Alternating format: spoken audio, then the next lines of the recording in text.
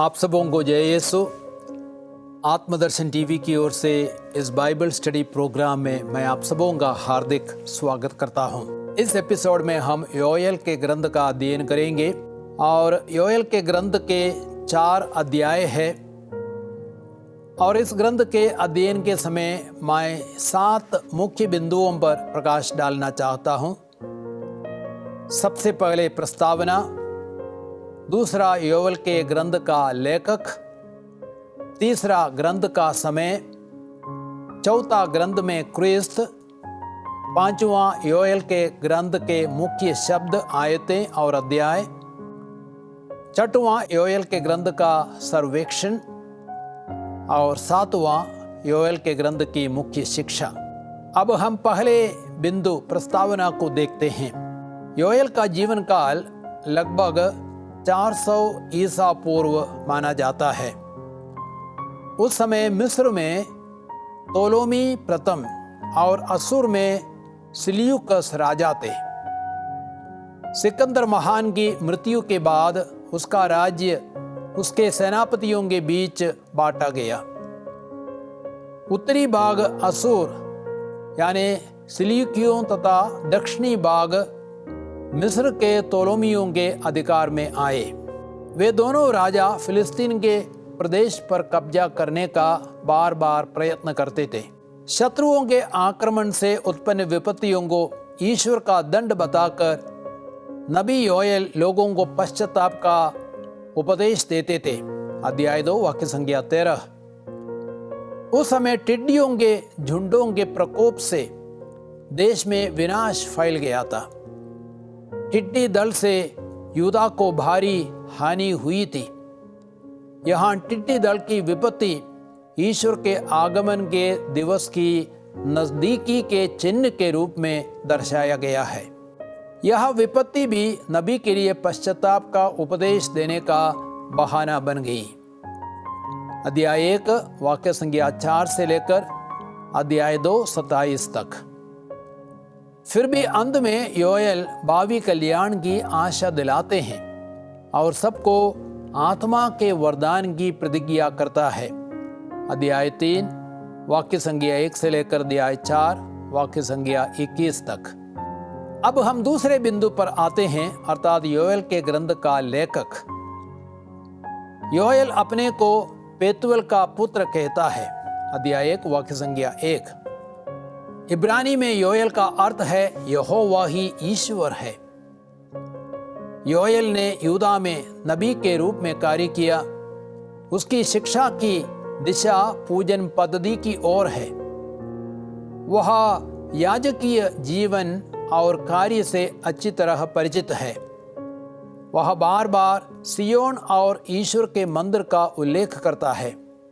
आप देखें अध्याय 1 वाक्य संख्या 9, 13, 14, अध्याय 2 15, 17 तक और वाक्य संख्या 23, जिसका तात्पर्य यह हो सकता है कि वह यरूशलेम के निकट रहता था।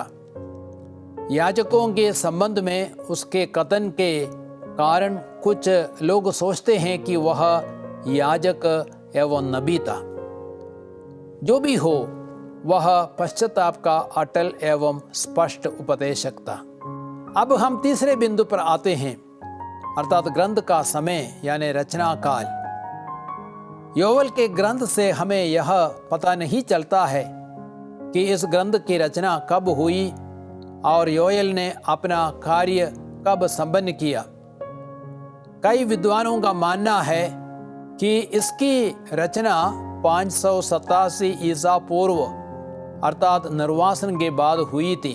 इस ग्रंथ में अंतर्राष्ट्रीय स्थिति अर्थात 539 ईसा पूर्व में बाबुल का अंत, यूदा की राजनैतिक स्थिति अर्थात यहाँ सिर्फ पुरोहित ही मुख्य थे न कि राजा, धार्मिक स्थिति अर्थात यरूशलेम धार्मिकता का गढ़।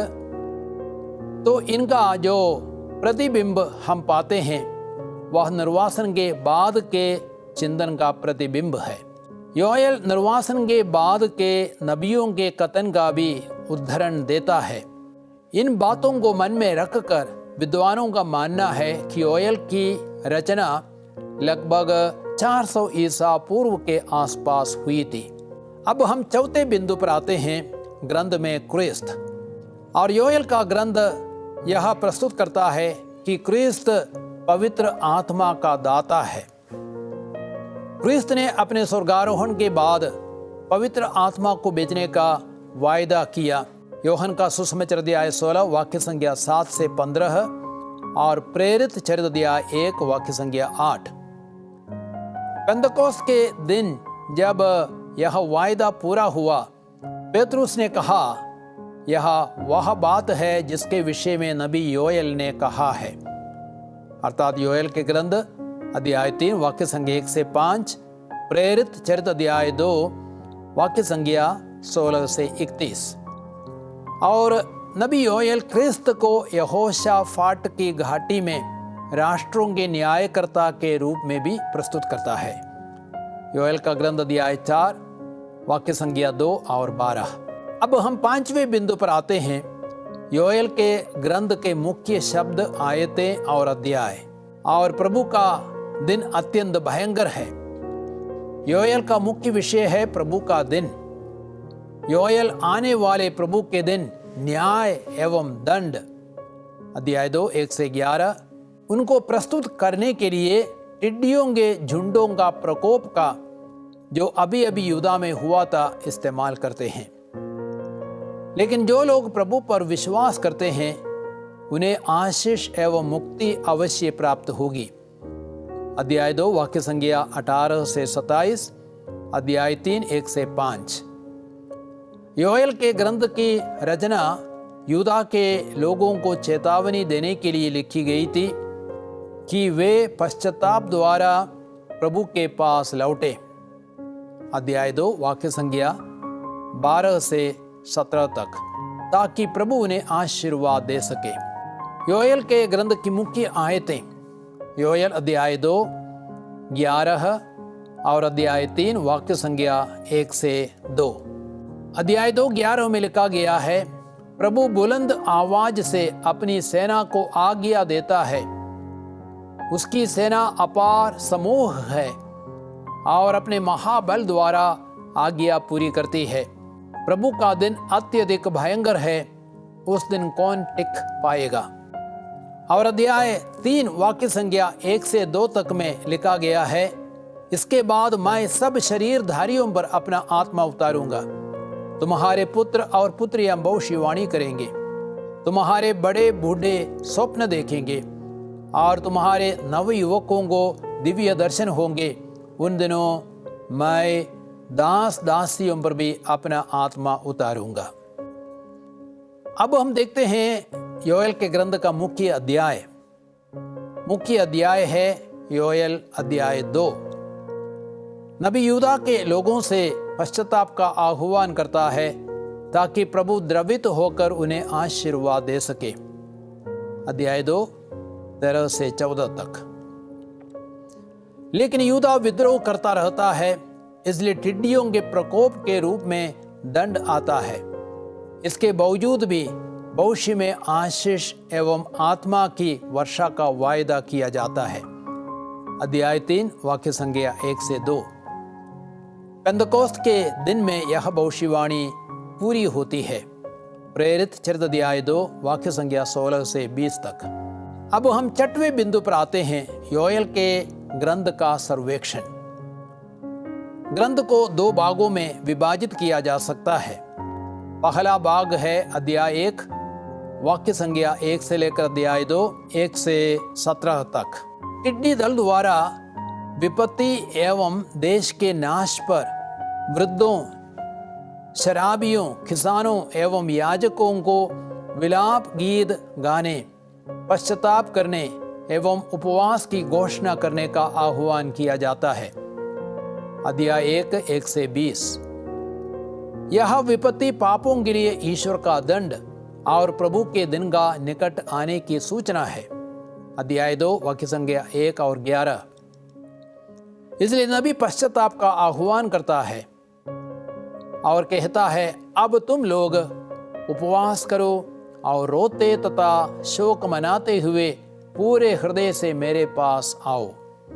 अपने वस्त्र फाड़ कर नहीं बल्कि हृदय से पश्चाताप करो और अपने प्रभु ईश्वर के पास लौट आओ, क्योंकि वह करुणामय, दयालु, अत्यंत सहनशील और दया सागर है और वह सहज ही द्रवित हो जाता है। क्या जाने वह द्रवित हो जाए और तुम्हें आशीर्वाद प्रदान करे, तब तुम लोग अपने प्रभु ईश्वर को बलि और तर्पण चढ़ाओगे।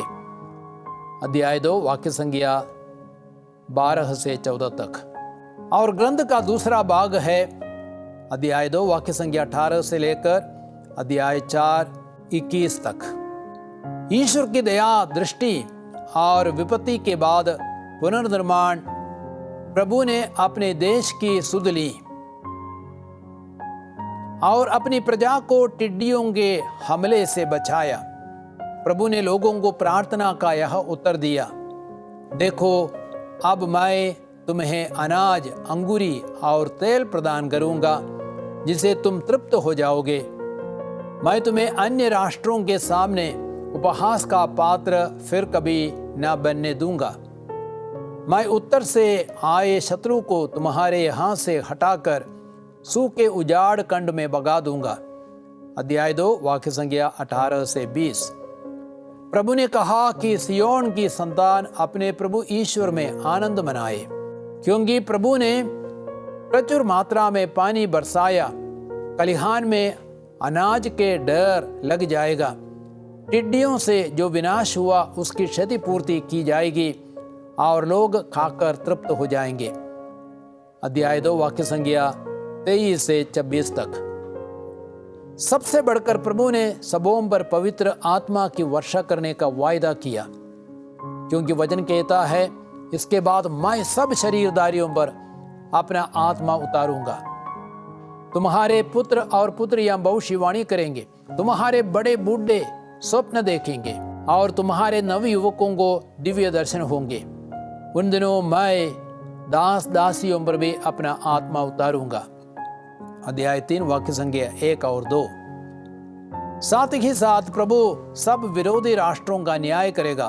तिरूस, सिदोन और फिलिस्तिया के सारे प्रदेशों को अपने कुकर्मों का परिणाम भोगना पड़ेगा।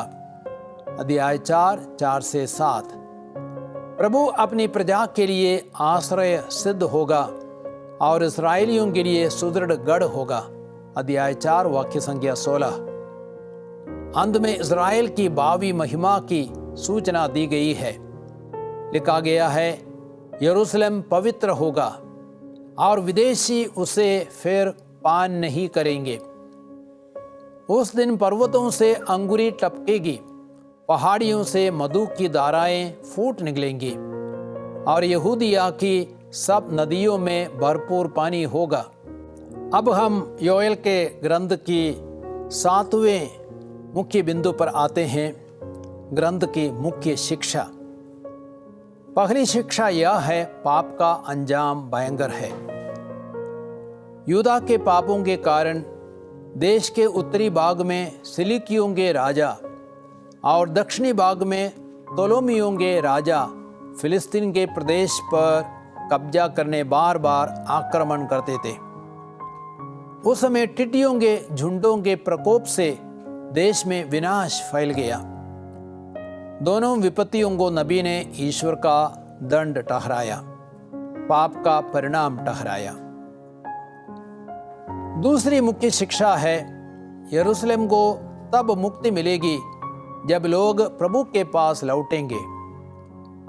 टिड्डियों का दल इसलिए फसल और खेत का विनाश कर रहा था क्योंकि लोग प्रभु से विमुख हो गए थे। इसलिए प्रभु कहता है, अब तुम लोग उपवास करो और रोते और शोक मनाते हुए पूरे हृदय से मेरे पास आओ। अपने वस्त्र फाड़ कर नहीं बल्कि हृदय से पश्चाताप करो और अपने प्रभु ईश्वर के पास लौट आओ, क्योंकि वह करुणामय, दयालु, अत्यंत सहनशील और दया सागर है और वह सहज ही द्रवित हो जाता है। अध्याय 2 वाक्य संख्या 12 से 13 तक। तीसरी मुख्य शिक्षा है ईश्वर दयालु है।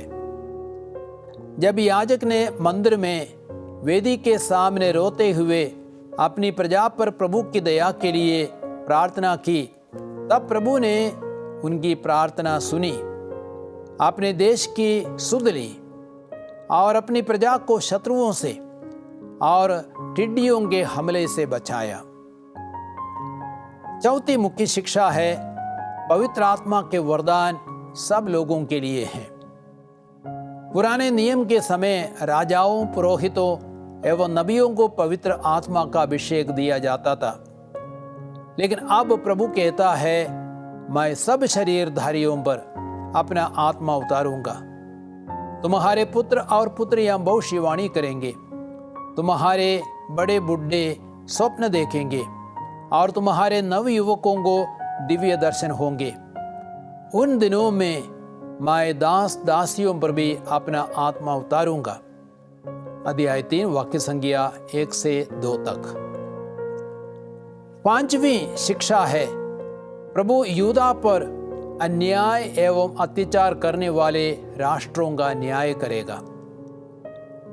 प्रभु तीरूस, सीदोन और फिलिस्तिया के सारे प्रदेश का न्याय करेगा, जो यरूशलेम मंदिर के सोना चांदी छीन कर ले गए और यहूदा और यरूशलेम के लोगों को यूनानियों के हाथ बेच दिया,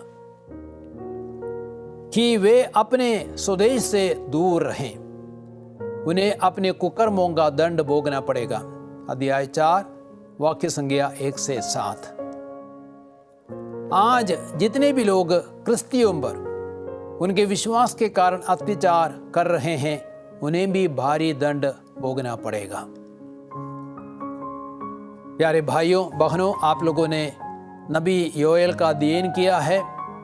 अब मैं चाहूँगा कि आप उस ग्रंथ का अध्ययन करें, तब मेरी आशा है और अच्छी तरह उस ग्रंथ को समझ पाएंगे।